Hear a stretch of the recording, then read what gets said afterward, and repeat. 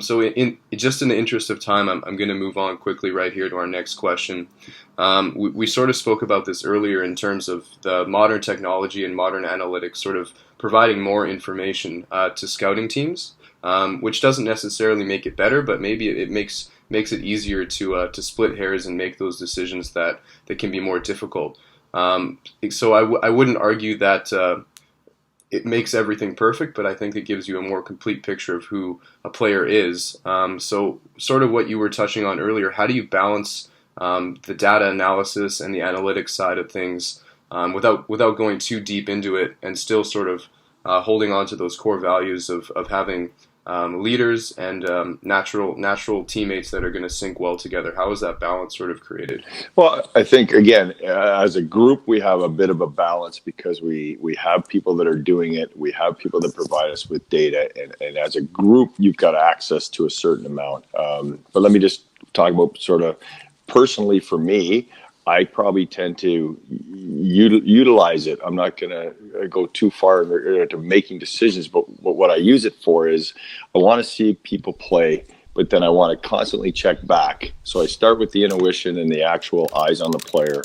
Then I want to feed in the analytic issue as fast as I can in the data, and I want to get it. And the good thing is I can get it so fast. I've been sitting at a game in Ottawa this year and just text our guys in Vancouver, and the time change can work in your favor at that point because it's first period of a game in Ottawa and they're still around, and even if they're not, they get back to me right away and I'll say, who's a comparable for this guy, or where is this guy on our list, just by numbers, not by just by the numbers, and it reinforces a lot of the time some things, and if anything, it generates some pretty good discussion, whether it's a zone entry or zone denial data or whatever the data is. At least gets you talking about something in a different frame. So what I tend to do is go the eyeball, the data, and then come back to the intuition, then the person and the character, but keep those things as all a part of the puzzle.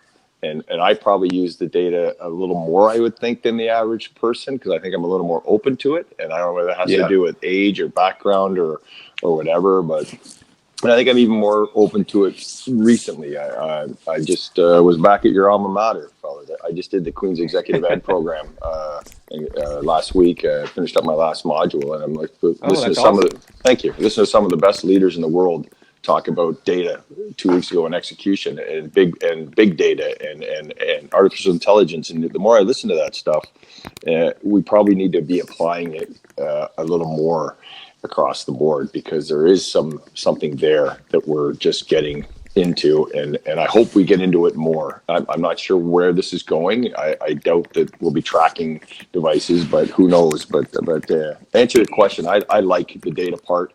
It's a huge piece of the puzzle, and if you don't use it, you can always come back later. But by not using it, I think you're leaving a big part out of the picture, because data is everywhere now in every profession, and in the medical profession, in business, it's everywhere, and we need it. I like to use it, and I think we need to start using it a lot more. Yeah, that makes perfect sense, and I think that speaks to the idea of just having the most data available to you, so you can make the most informed decision. And I really like the note on creating conversations as well, because that's really what we do as fans too. We see guys' numbers, we see their performance, and we want to talk about it. We want to make comparables. And a really quick follow up to that. I know you mentioned Robert Thomas idolizing Bo Horvat earlier, playing for the same junior team.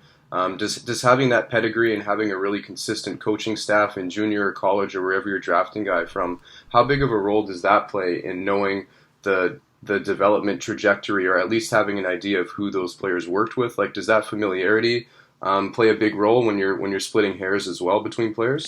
I wouldn't say it plays a big role, but we talk about it, and it's a bit of a factor, only because you want the timeline is quite short, really, between the time you draft and the time you have to decide. So do you want them in an ideal, great situation? You know the coaching staff. You've had players go through there before. Of course you do.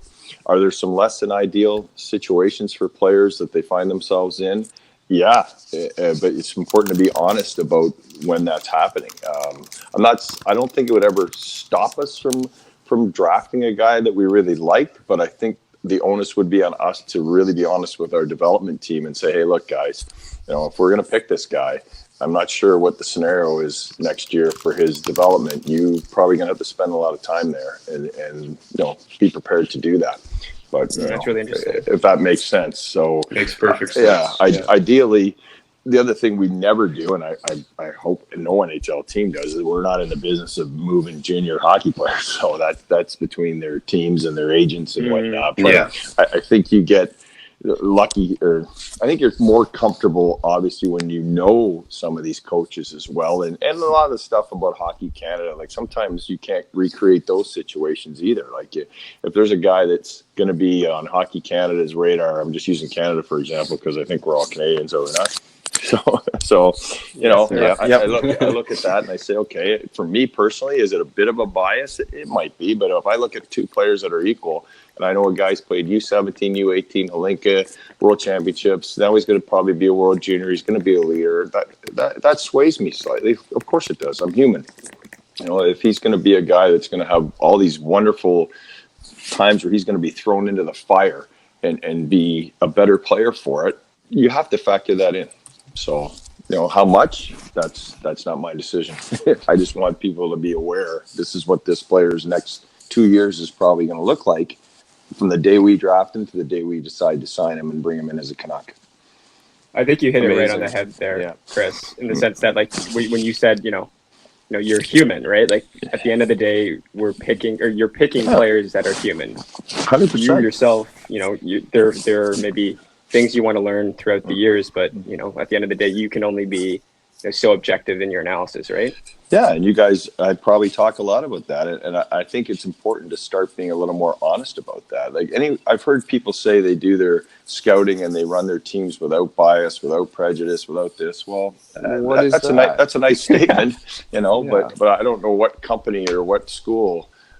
Every experience I've had, there's been quite a bit of bias, quite a bit of prejudice, quite a bit of pattern in regard to who gets hired. That's sort of the world we work in nowadays. Yeah, no kidding. And the advantage we have, to go the other way, the advantage we have is we can truly decide who we want to pick, and we don't really have to justify it to anyone. We don't have to worry about, we're just picking the best person. And that, we hope they become the players they can be. But when I watch Jet Wu play, because I don't get to see him play very much, and I see how hard he plays and the way he plays, I get excited about that. But I don't get a chance to see Jet play much. But I think he's a guy that Canuck fans eventually are going to really like to see the way he plays. But those are things that you hope when you pick players, you give them a chance to succeed. And we'll see what happens. I found it interesting. I got a snapshot sent to me. Maybe I'll send it to Connor after the broadcast of all the nationalities of the St. Louis versus Boston. It was pretty tough. We talked about that. We actually talked about that the other day. Yeah. I'm not saying you pick a team to win a cup based on where they're from. Don't get me wrong, and don't get me in trouble here. But I'm just saying, you want to factor in as many things as you can. I think you guys are on to something, and you're correct. The data, the character, the ability to play, the skill, it's all got to be thrown in there to be looked at.